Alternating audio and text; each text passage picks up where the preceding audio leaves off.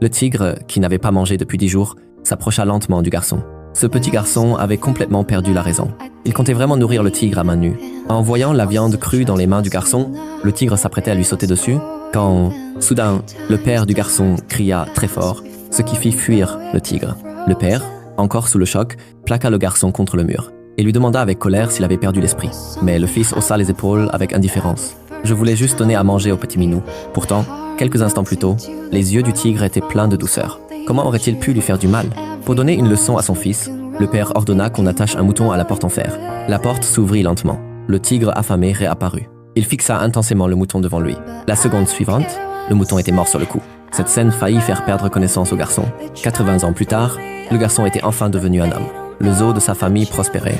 Pour offrir de meilleures opportunités aux garçons, la famille décida d'émigrer ensemble aux États-Unis et ils emmenèrent tous leurs animaux avec eux. Mais cette nuit-là, une violente tempête s'abattit sur leur navire. Dans la tourmente, les parents du garçon disparurent. Pris de panique, le garçon se précipita hors de sa cabine pour les chercher, mais la seconde suivante, il fut englouti par les flots. Quand il se réveilla le lendemain, il se retrouva échoué sur un canot de sauvetage.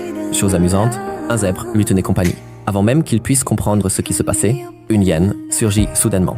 Terrifié, le garçon grimpa en vitesse sur le mât à l'avant du bateau.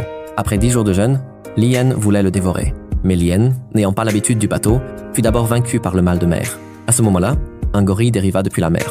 C'était le meilleur ami du garçon au zoo. Il semblait cette fois-ci sauvé. Le garçon appela joyeusement le gorille et ramena rapidement une rame pour le faire monter à bord. Mais alors que le gorille posait le pied sur le bateau, l'hyène reprit ses esprits. Affamée, elle attaqua soudain le gorille. Fou de rage, le garçon s'apprêtait à sauter pour venger le gorille, quand soudain un tigre apparut et tua l'hyène d'une seule morsure.